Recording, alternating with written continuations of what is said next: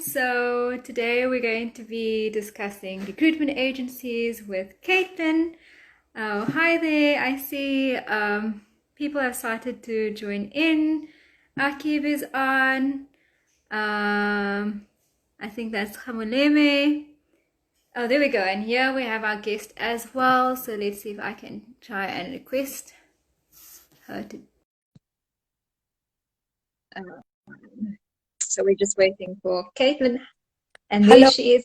Ah, and there's poems by Naz as well. Hi, Nazneen. Hi, Caitlin. How are you? I'm good and you?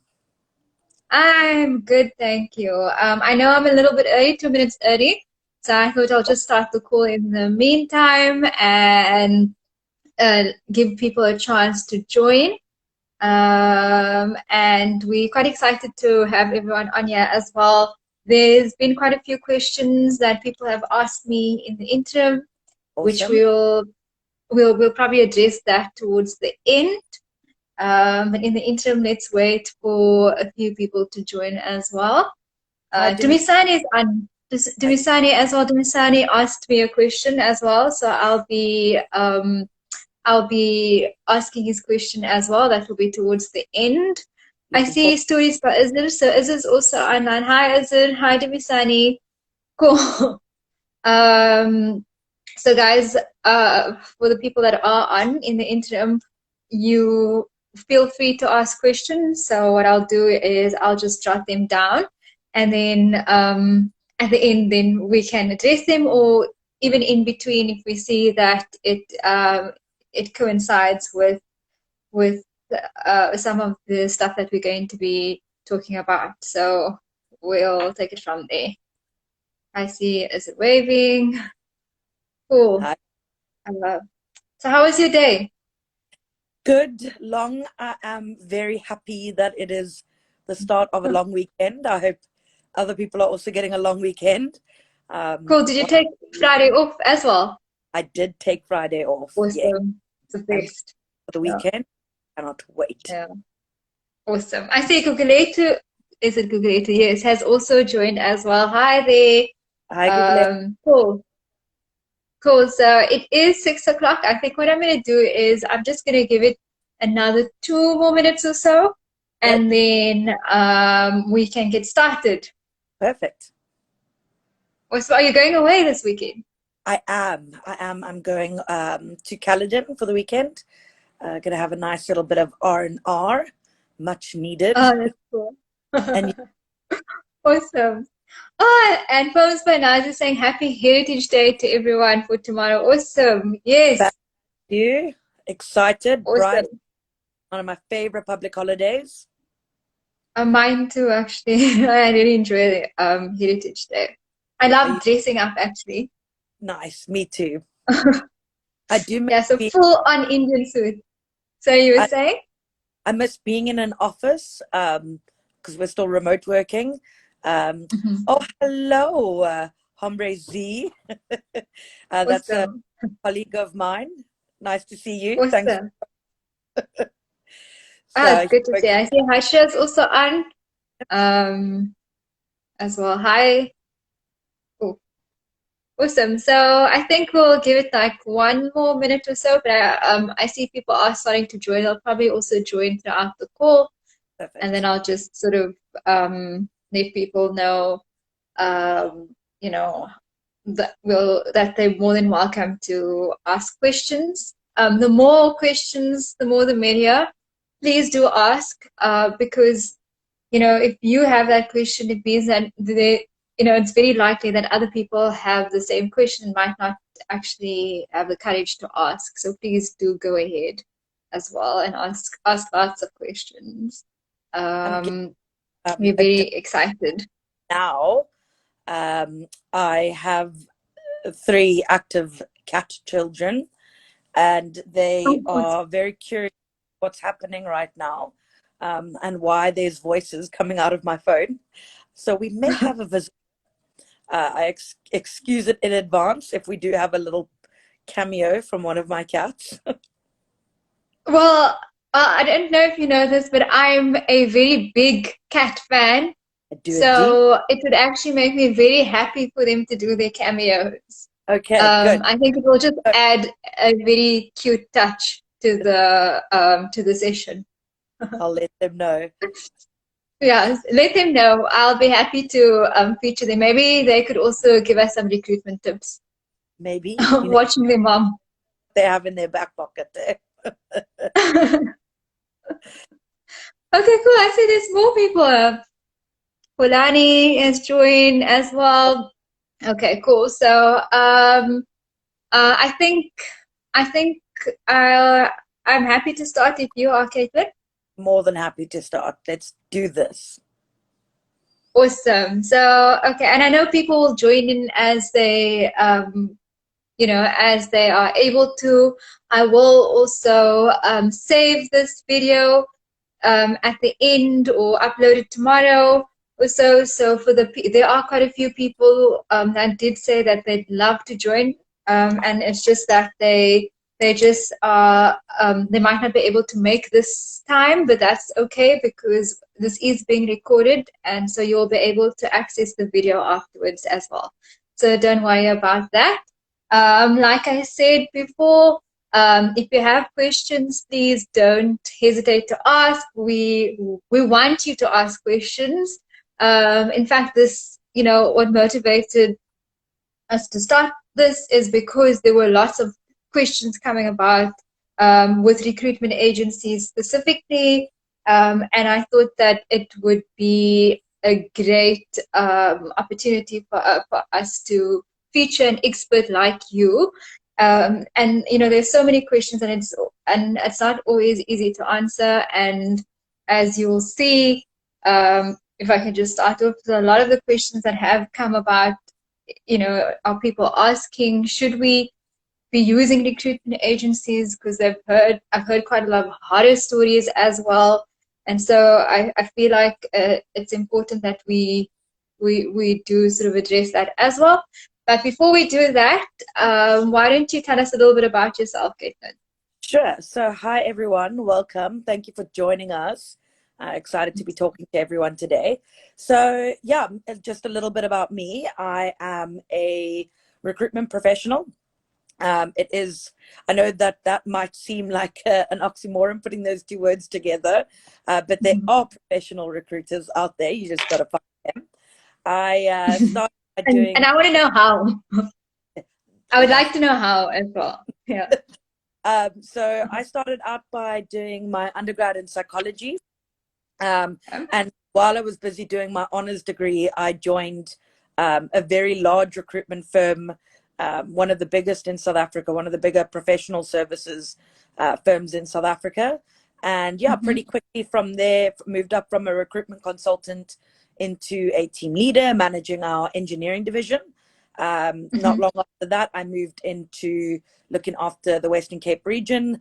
And then before I left, I was managing the national engineering division for this agency. I have now moved into the internal space, so quite different from agency, which is external. We'll unpack that a little bit more, versus now internal, where I look after the recruitment for a healthcare company. So I'm dedicated as part of their HR team. So that's a little bit about my background, and I'm excited to share what I know with you guys. So that's quite awesome. So that means that you actually have, like, you've got experience, within recruitment, within an agency itself, and you've got experience now working for a company and being an internal recruiter. So based on that, so that means that there's, that you get different types of recruiters then. Absolutely. Am I correct? So why don't you explain to us what is a recruiter and what is a recruitment agency and what do they do? Okay, perfect. So effectively, when it comes down to it, a recruiter is someone who is tasked with job. So that's where it always starts, right? You've got a job. The recruiter's job is to fill that job. When you're working for an agency, you're representing multiple clients. You've got a portfolio of clients. You're working on all of their jobs on behalf of them, either because they don't have the capability or the capacity to do that for themselves. When you're working Okay. internally as a recruiter, you're doing Mm-hmm. exactly the same thing, except you're working for that one company, that one brand, and you are responsible for recruiting people into that company. When you're an internal recruiter, you make use of recruitment agency services as well. So it's a little bit of a dual component there. Hi, I see we've I got some new see. joining. I see some I see familiar. Yuji, you is also on. Yes. Hi there. Hi. Good to Hi, see you guys as well. So you were saying? no, I was just saying hi. So yeah, that's really Awesome. the basic difference between internal and external. So I mean, we can unpack a little bit more about what Mm-hmm. an external agency is as we go through the questions. Because Okay, I think cool. So I just want to know then, so you say, so if companies have internal recruiters, yes, then why would they make use of a recruitment agency? good question. So if they've got the cases or the reasons why a company would use an agency, if they've got a recruiter, really comes down Mm-hmm. to capacity and capacity, right? So think if Okay. internal recruiter, they've got to recruit across the spectrum within a company. So they've got to recruit Mm-hmm. anywhere from an office cleaner right up to an executive, and then all the different disciplines in between. But often there's roles that are quite specialist. So particularly in the engineering space or the IT tech space. So sometimes your internal recruiter will not have the Mm-hmm. capabilities to recruit that very niche technical space, or Mm-hmm. they don't have the capacity. So there could be times where you've got 20 open vacancies and one person physically cannot manage that all. That's when you'd reach out to an agency. I see. So then it would work out cheaper to get help from an agency as opposed to hiring an extra recruiter to help out. 100%. Some companies will choose to hire a consultant or bring someone in project based, but most of Okay. your big corporations use like a hybrid between the internal teams who more Mm-hmm. are responsible for managing the process, and then the recruiters are really responsible for going out and finding that skill set, which the internal recruiter might not always have the capacity or the capability to do so. But that said, all companies will endeavor to fill the roles themselves because it's cheaper. Cheaper. Yeah, Yeah. It would make sense as well. Because I mean, how would the pricing, how does the pricing work then? Like generally. good question. Um, So when it comes to fees, how do agencies make their money at the end of the day, right? So yeah. first of all, they do not make their income from candidates. That is not, that should not, and Okay. is not a revenue stream. We'll unpack that a little bit more down the I think line. we should. That's a very big question that Yeah, comes up all the time. yes. Yeah. But agencies typically make their money from clients. So the client will engage them, ask them to recruit a role, only Mhm. if they place the role. And that's really important to know, because it'll help you get into the mind of a recruiter and understand what they're dealing with. That Mhm. only if they place that role will they make any money. And typically for permanent recruitment, different in contracting recruitment and labor broking. But if we just focus on permanent recruitment, so Mhm. agencies will agree a fee percentage upfront with their client. They'll have a contract in Okay. place. In South Africa, this fee percentage can range anywhere from 8% to 15. That's kind of like your lower level agencies, the less specialist, the more generalist agencies.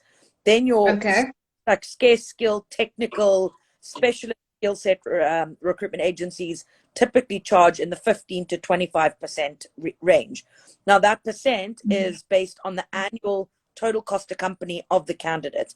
It does not come out of their salary. It's a fee that's paid Okay. once off over and above on the day the candidate starts. And the agency only makes that money if the candidate stays for 3 months. I see. And tell me something. When you say It's crazy. It's a crazy business model. it is, it sounds very stressful to be quite honest. Because I think I'd be very, very stressed. you could be working on 30 jobs as a recruiter and only place one of them, but you're still doing the work for 30 jobs. So that's why if you try call a recruiter and you can't get through to them, it's likely because they work 12 hours a day and they are juggling 50 million balls, and it's an incredibly stressful job. It's why there's such a high turnover in recruitment. I'm sure as candidates, you guys on the video would have noticed that sometimes you call an agency and you find out the person's left, and 3 months later your next consultant's left. It's common for there to be a high turnover because it's a high stress job, and the rewards, and unless you stick it out, the rewards don't really start to come. You don't really start making money as a recruiter until your second or third year. I see. Because I have to say, like, the one of the common sort of comments that I get about recruiters is that they're very unprofessional. They never get back to me on time, or they never get back to me. And so now this also gives context as to like what the world looks like from a recruiter's perspective. Yeah. And you know, it's unfortunate because there really are seasoned professionals. I mean, there's a couple that have joined the call here that I know are like literally the most incredible recruiters I've ever worked with. And then you get the bulk of the market that's giving good recruiters a brand name. But it's very easy to spot a good recruiter versus bad recruiter. Just like anything. So how do you do that? So the first thing, there's a couple of like checkpoints I would do, right? So first thing I do is check out their LinkedIn profile.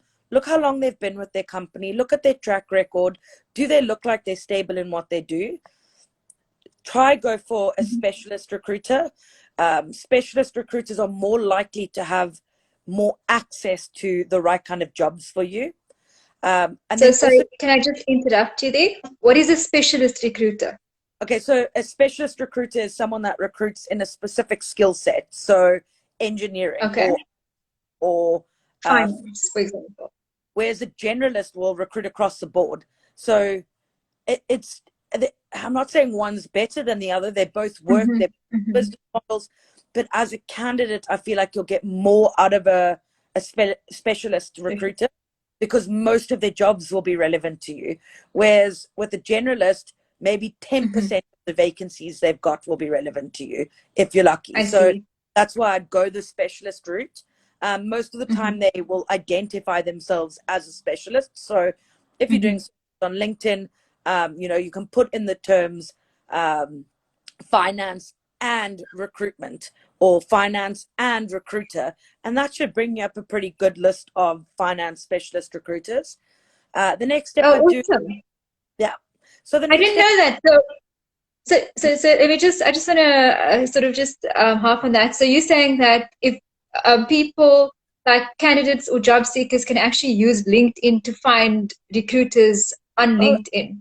So, and specialist recruiters as well. Jobs. I mean, that's like doing that kind of search technique is a whole topic. Like we could speak for 3 hours on that, but it is possible. I think we need to get you back then. Yes, and absolutely have a session on how to properly search for recruiters and jobs using LinkedIn or PNet or Careers24 or Career Junction, not Indeed, people.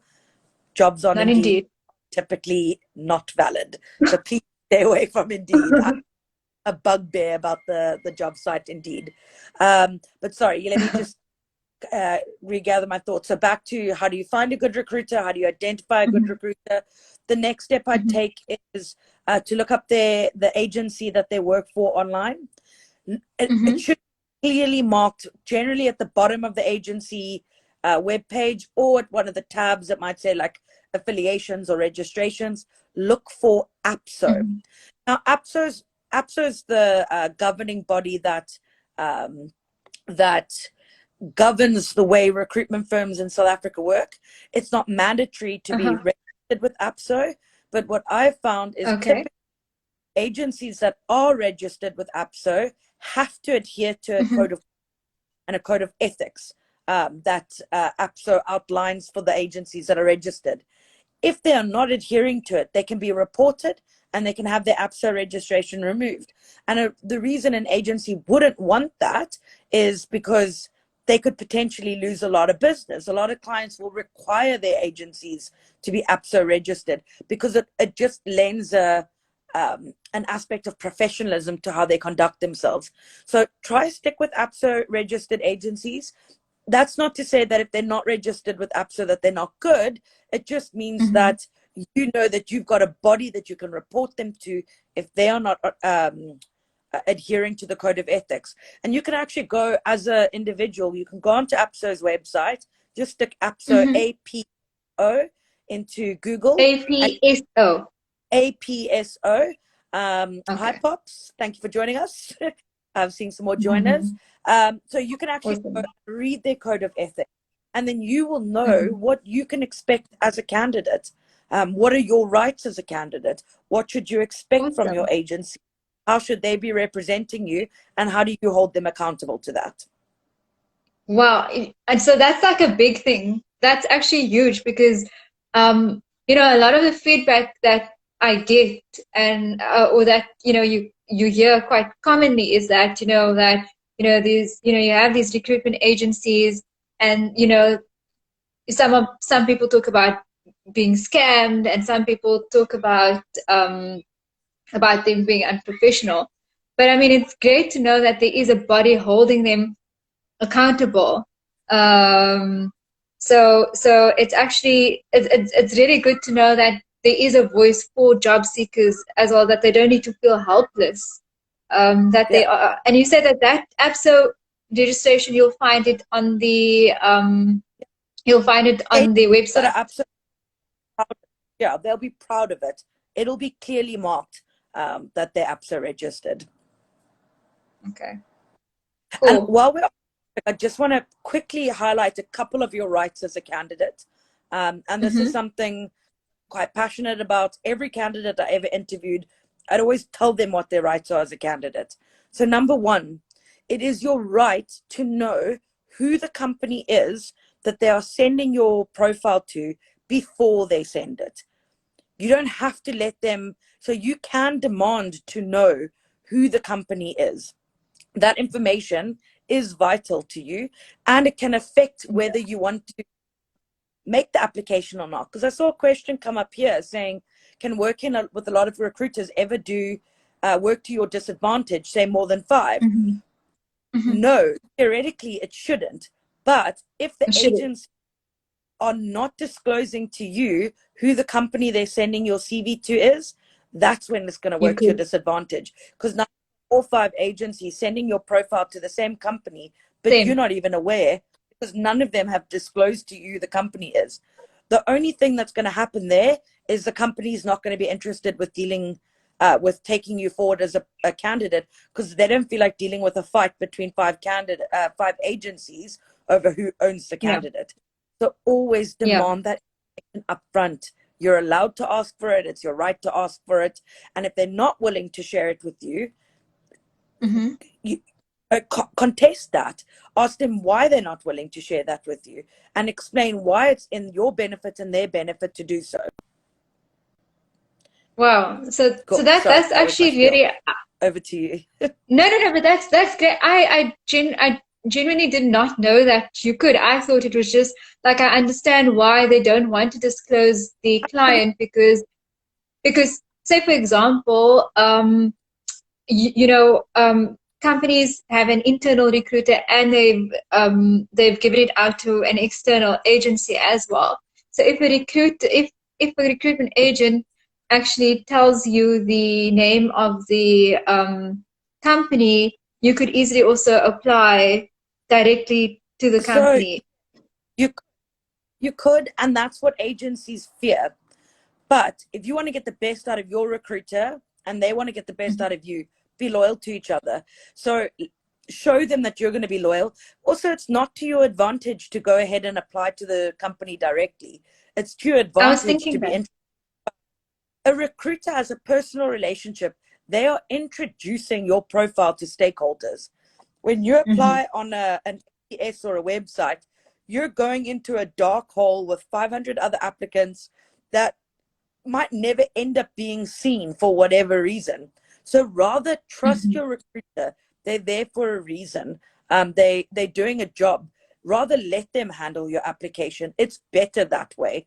And maybe say to them up front, if that is your worry, if you're worried I'm going to go apply, I can assure you I'm not going to do that, because I understand why it's in my interest to let you represent me in this process.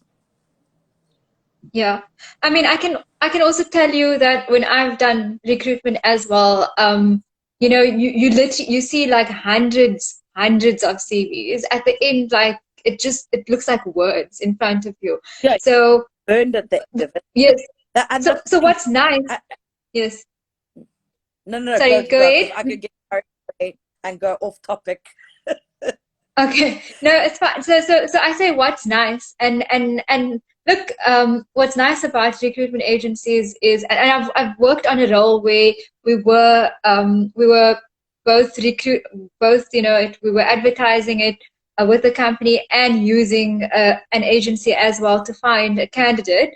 And what I did, and the way and the relationship I have with the recruitment agency is that if I'm paying you, I'm willing to pay you to find me a candidate, but then you're not allowed to say you're only allowed to send me candidates that's going to match the criteria that I've given you, because otherwise 100%. I might as well be doing it myself. So when I And deal with recruiters, yes, when I deal with agencies, I tell them you're only allowed to give me five profiles, and five of your best perfect. profiles. Yeah, Rank them in order of preference, or not, yeah, in order of preference, or how, depending on how strong you think they are for the role as well. And yeah. so that means that they've done all the sifting through hundreds of candidates for you. So I expect to already take their candidate through to interview stage because they would have done all the necessary checks. 100%. And this is where it gets Yeah. tough as a candidate, where, you might call a recruiter and they say the job spec says they want a BTEC and you've got a diploma. And Hmm. as a candidate, I can so empathize, and as a job Hmm. seeker, with how frustrating it must be, because you don't understand why it matters, the difference between a BTEC and an NDIP. But what it speaks to what you said now, the recruiter, they are accountable to the client, not the candidate. They make their money from the client. So Yeah. if they don't deliver what the client asks them to deliver, the Hmm. reality is that client will just stop using that agency. And then it's a It's true. lose-lose situation for everyone, which is why recruiters have to be quite ruthless almost, and specific in what they're looking for in a candidate. And why a recruiter, because think about it, a recruiter could have, on average, I would have had 20 open vacancies at any given time, right? At various Hmm. different Hmm. stages. For each vacancy, you've got 5 candidates, right? That's already 100 candidates that you're managing actively at once. So you can imagine why, Hmm. when what we call unsolicited, it's a terrible term, but it's the relevant term. When you get an Hmm. unsolicited call or application from someone, unsolicited just Hmm. meaning that they call you or they're applying, but there's no specific vacancy. It's Sure. very Yeah. difficult. They'll say, I'll put you on file, but then they never call you back because they've probably got 30 of those calls in one day.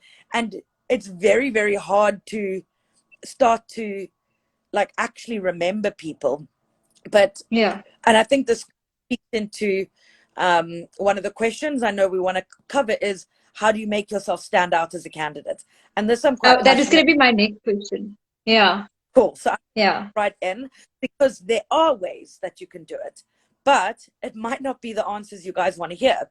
It is a little brutal. So first things first, if you don't match 80% of that criteria or more of the job, guys, you're actually going to hurt yourself more by applying for it.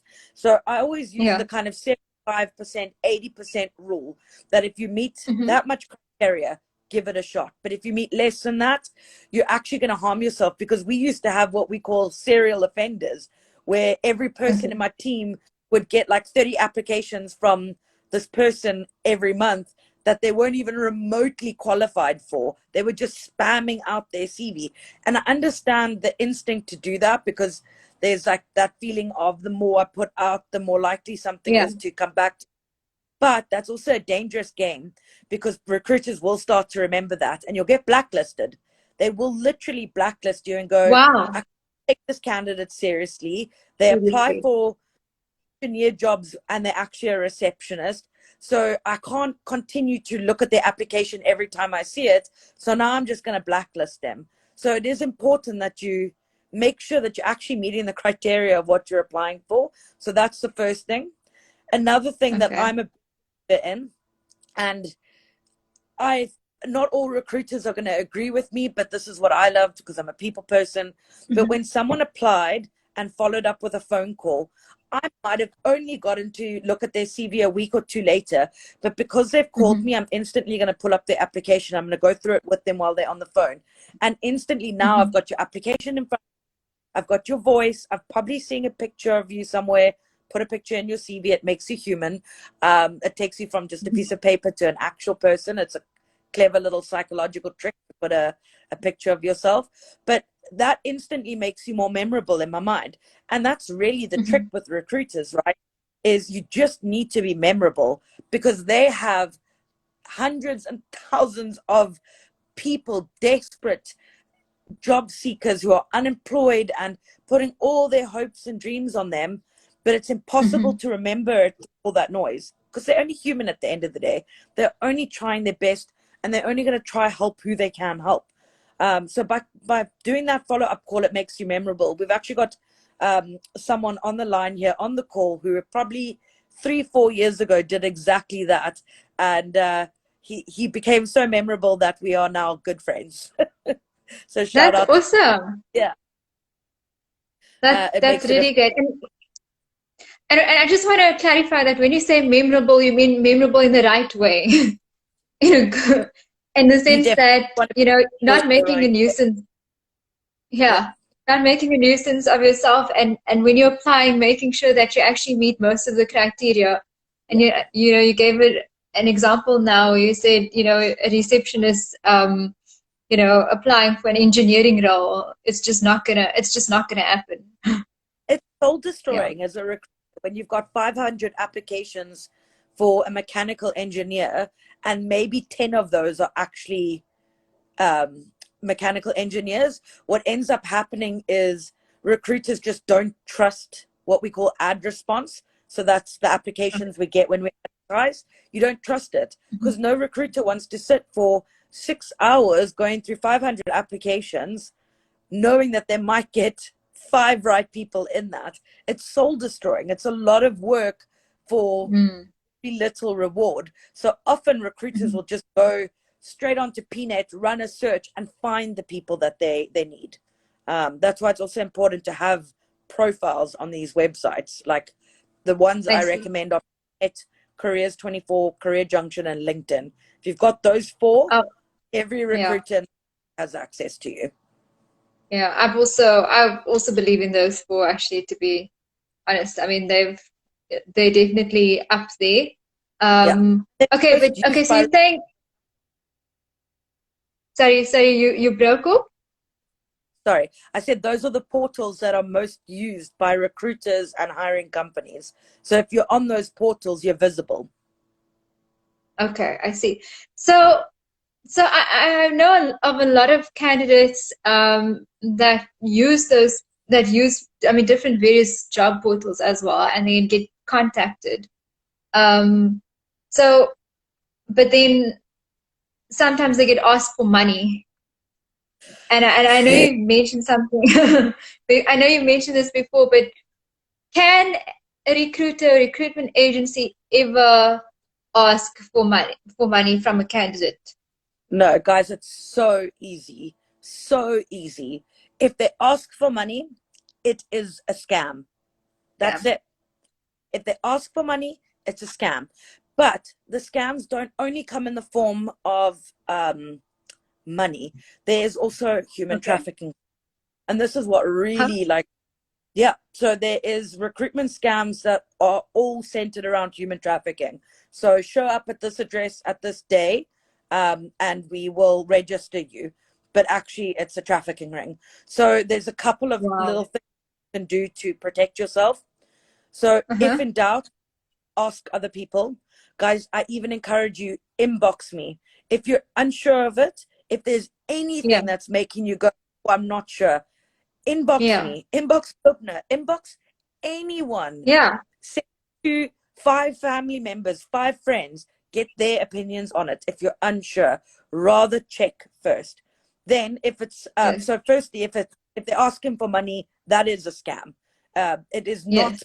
not, you are not allowed to charge candidates for recruitment services in South Africa. It's not allowed. So if they are asking for money, it is a scam. It's illegal. Always. Yeah, it is always going to be illegal. So never, ever, Yeah. ever spend money there. But the ones where they ask you to show up at an address, make sure you guys Yeah. please protect yourself. Google the address. Make sure it's a Yes. legitimate location. Google the company. Make sure it's a legitimate Yeah. company. It's really that simple, and you could save a life. You could really, and yeah, that is like important. You Google the address, Google the company, check if they are legitimate. If I would also say that if it comes out okay, and it looks like this is a legitimate company, but you're still unsure, nothing is stopping you from asking somebody to accompany you to the interview. Obviously, you There we wouldn't go. let them go inside with you, but Yeah. but it's safer to have. Don't And go if they don't have alone. it, like, call, make, yeah. Or even Yes. make a phone call. Call the beforehand, because 9 times out of 10, these scams are all done over email. And the second you try call, the line's dead or it doesn't go anywhere. That is a clear indicator that's a scam. Any reputable business would have an office line with the receptionist who answers phone calls.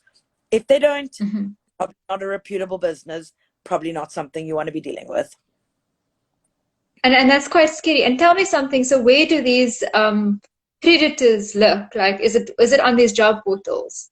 Yeah, so sites like Indeed, a lot of it's just like email scams, eh? So, because you got to remember, as a job seeker, you've put your CV out in a lot of different places. So you get an email from someone saying, "We've got an interview for you. Arrive at this time."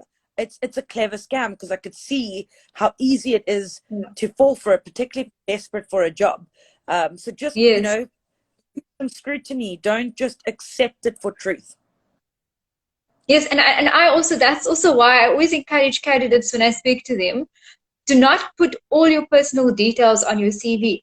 There's no reason for you to put 100. your ID number on there, your age. There's like, even what I mean, I don't even, I tell people not to put your full address on your CV. Put the area you live in, The a, area, yes. a contact number, please. A lot of that gets left off, and an email address. I Yeah. don't think Yes. you might just want to put your demographics as well, your race demographics. So like African female, African male, colored female, colored male. So yeah. Yeah. Yeah. Yeah. And I actually, to be honest, like I sort of, I'm not 100% convinced whether it's a good idea to put your race and your gender on. And for me, I feel like I wouldn't want to be discriminated against based on my race or my gender. So, So it's not really. There's a fine line, because there's sanctioned discrimination, right? By way of our yeah, triple BE Act, yeah, and that's basically saying, like, legally I'm allowed to be looking for only African candidates, or but the hmm, reality is companies have BE points that they need to achieve, and if they're looking for hmm, a BE candidate, nothing's changed that. Putting your demographics, it's not going to change whether they can look at your profile or not. It's still going to be the same once they hmm, pick up the phone call and ask you the question, but you save yourself a yeah, little bit, yeah, and you make the yeah. recruit So it's a easier. tough one. And yeah, recruiters love you.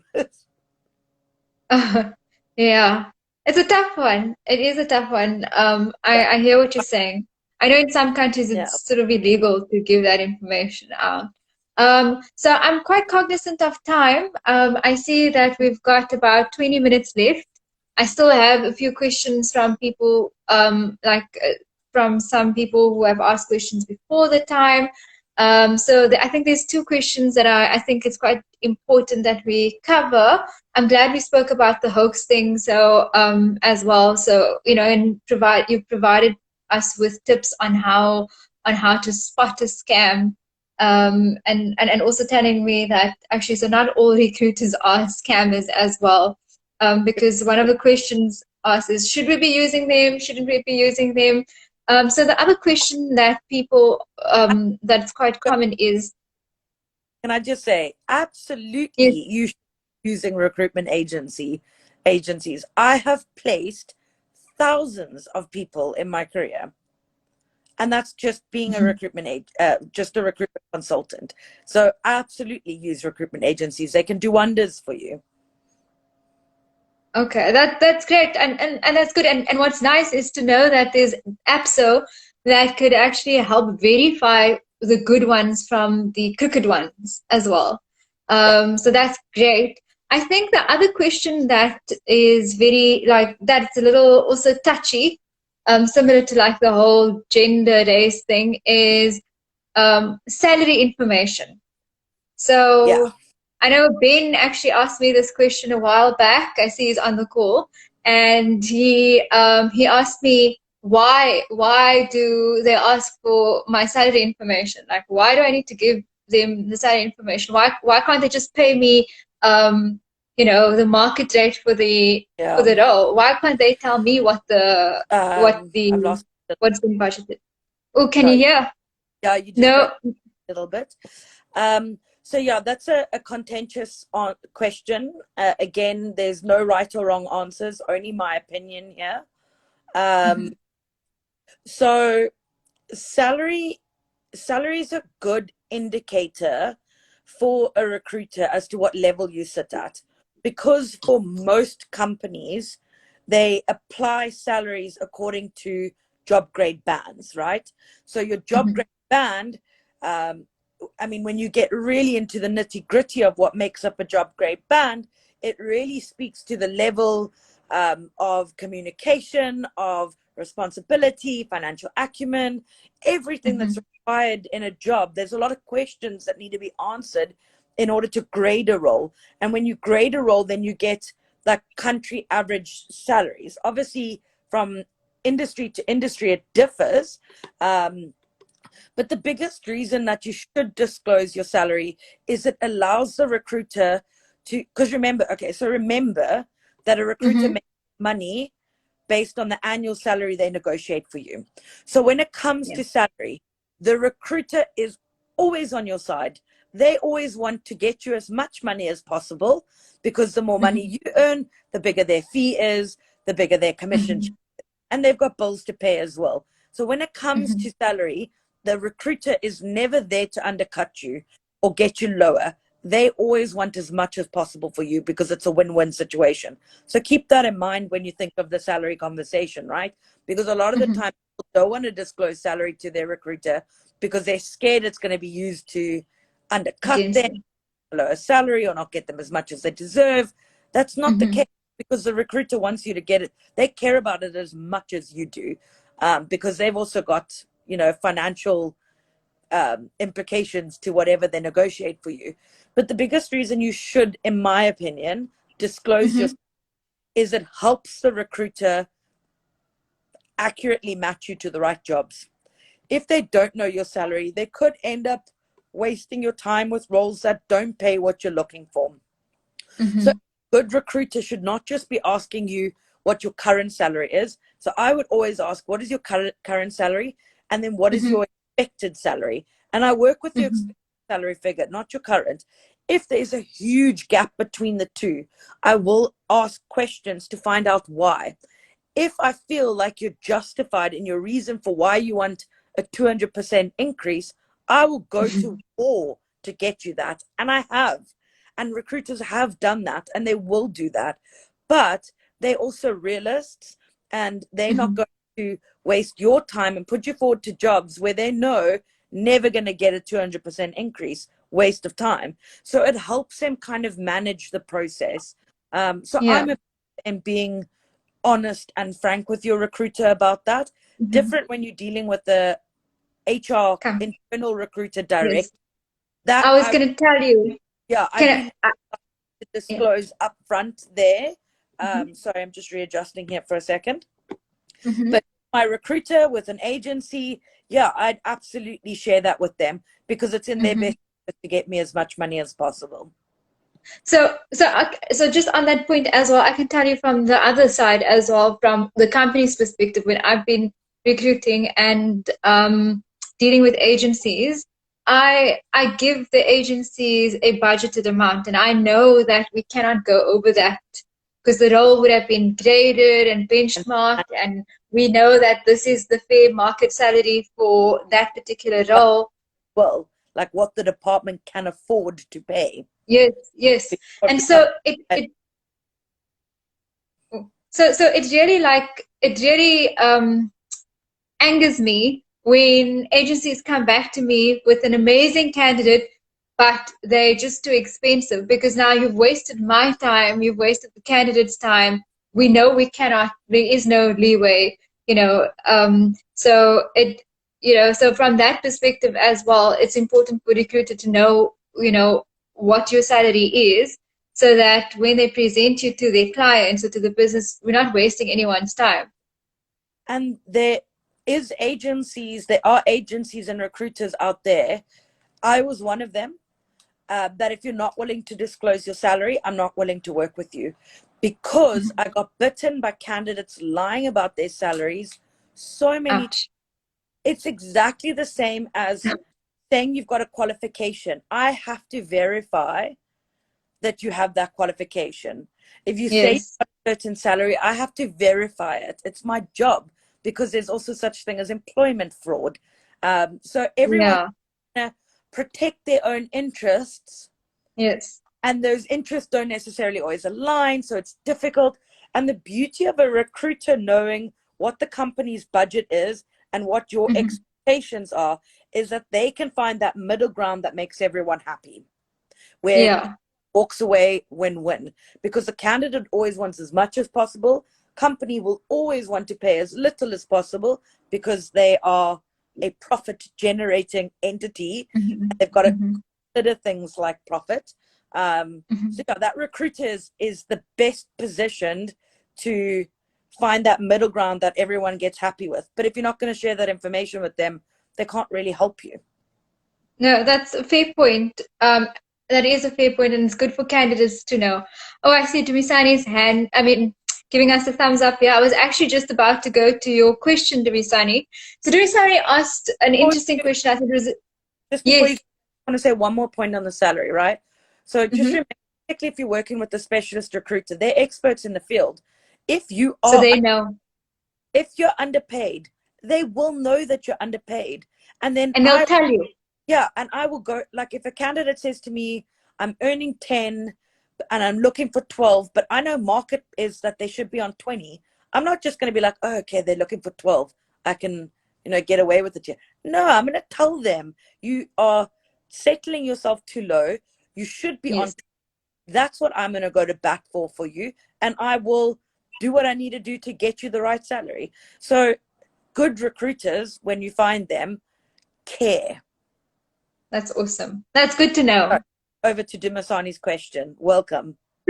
So, so Dumisani asked, and I thought it was a great question. He asked, like, what is the average number of days you should wait to hear back from recruiters after an interview?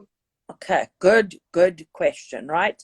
So just to kind of get you in on the timeline of recruitment. So most recruitment processes take a month to 2 months, right?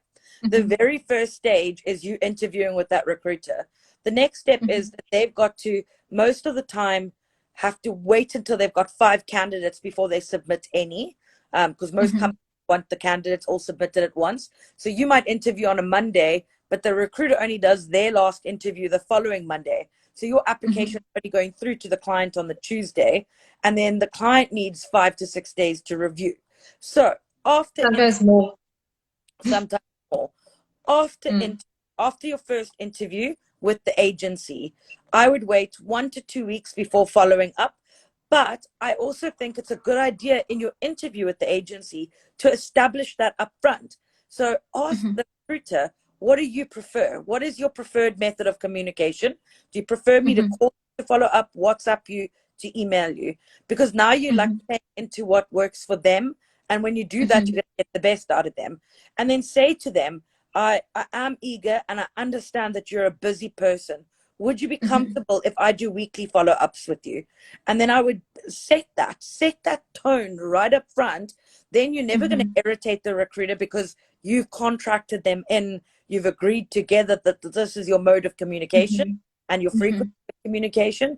And it just sets professional boundaries, because there is too much follow-up where Mm-hmm. it's not that it becomes annoying, it's that the recruiter just doesn't have any feedback to give you. So they Yeah. feel that they don't have feedback to give you. So then they might avoid you because they feel guilty. Because at the end of the day, recruiters are people and they don't like letting people down. Mm-hmm. But I think that if you just encourage that open communication with them up front, weekly follow-ups is great. And hold them accountable as well. You are owed feedback on your applications. That is your That's right. awesome. So hold them accountable to that. That's great. I was actually about to ask you, and then so how do you actually, this is also Grace's question, leads into Grace's question, and I'm aware that we've got like just under 10 minutes left.